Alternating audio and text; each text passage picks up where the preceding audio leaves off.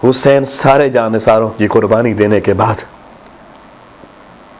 وہ جوڑا اپنے نانا رسول اللہ صلی اللہ علیہ وسلم کا اپنے وجود پہ زیب تن کرتے ہیں، اپنے بابا حضرت علی کرم اللہ وجہ کریم کی ذوالفقار حیدری لیتے ہیں۔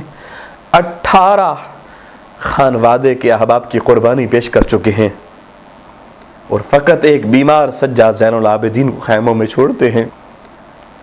حسین اس گھوڑے پر جس کو دنیا ذوالجناح کہتی ہے سوار ہوتے ہیں، میدان کی طرف چلنے لگتے ہیں، گھوڑا پسو پیش کرتا ہے۔ حسین مخاطب ہو کے کہتے ہیں، ساری زندگی وفا کرنے والے آج بھی وفا ہی نہ کرنا۔ گھوڑے نے پلٹ کے دیکھا، سمجھ گئے معاملہ کچھ اور ہے۔ حسین نے گھوڑے کی اگلی ٹانگوں کے سامنے دیکھا تو میرے حسین کی معصوم سکینہ، جو حسین کی سب سے پیاری بیٹی تھی، وہ کھڑی تھی اور کہہ رہی تھی، بابا میں نہیں جانے دوں گی۔ بھائی گئے وہ بھی پلٹ کے نہیں آئے، چچا گئے وہ بھی نہیں آئے، مجھے پتا ہے آپ بھی جائیں گے نہیں آئیں گے، مگر اتنا تو بتا دیں، آپ تو جانتے ہیں کہ ہر شب جب تک آپ کی یہ بیٹی اپنا سر آپ کے سینے اقدس پہ نہ رکھے مجھے تو نیند نہیں آتی، مجھے چھوڑ کے کیوں جا رہے ہیں۔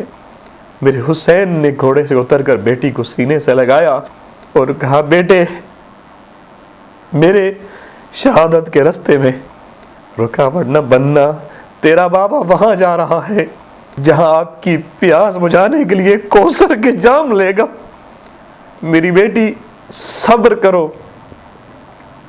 آج کے بعد قانون فطرت بدل رہا ہے، کل تک میرے سینے پہ سوتی تھی، آج سے اپنی ماں کے سینے پہ سونا۔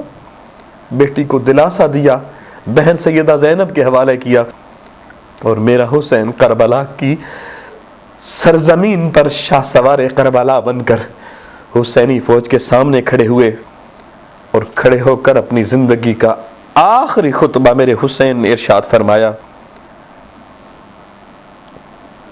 دوستان محترم، حسین نے آخری پیغام بھی یزید کی سپاہ کو یہی دیا کہ حسین کربلا کی دھرتی پر لڑنے نہیں، کسی کو مارنے نہیں آیا تھا، حسین دین حق کا پیغام پہنچانے کوفے کی طرف چلا تھا، حسین اللہ کے دین کو پھیلانے کے لیے گھر بار چھوڑ کے چلا تھا، حسین بچوں کو لے کر لڑنے نہیں، آقا حسین اپنے نانا کا دین پھیلانے کے لیے آیا تھا۔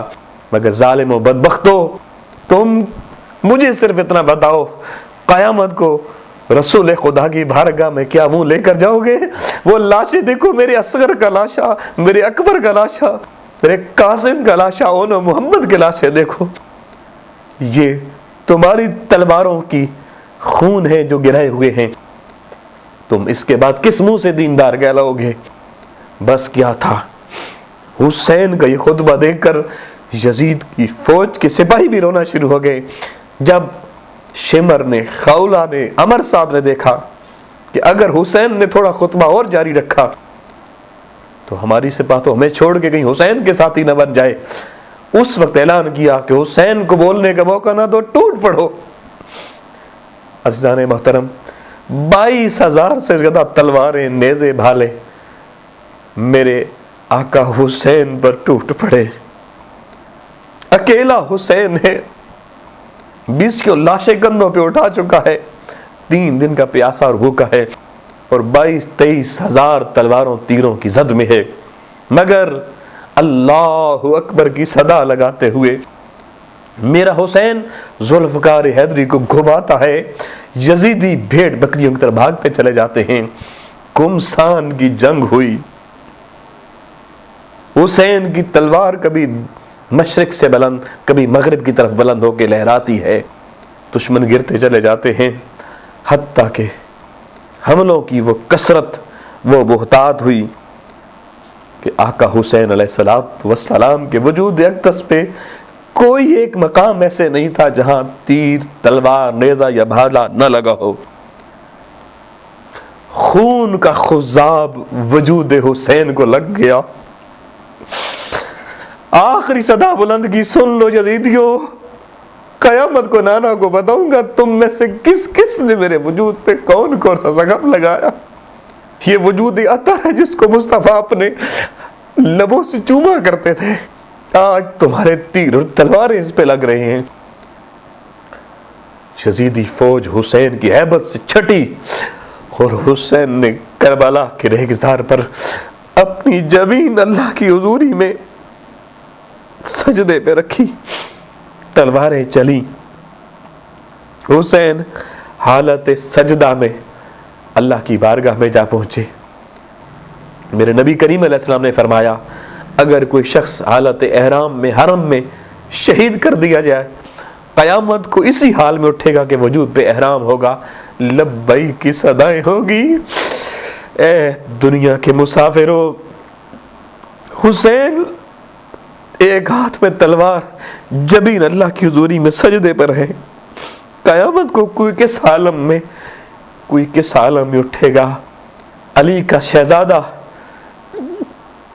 مہتاب کائنات سیدنا امام حسین علیہ السلام قیامت کو اٹھیں گے، اللہ کی عبادت سے اٹھیں گے، وہ تلوار میدان حق میں دشمنان اسلام کے لیے لہراتی ہوئی اٹھے گی، اور حسین قیامت کو بھی مثال شجاعت و جرت و عبادت بن کے اٹھے گا۔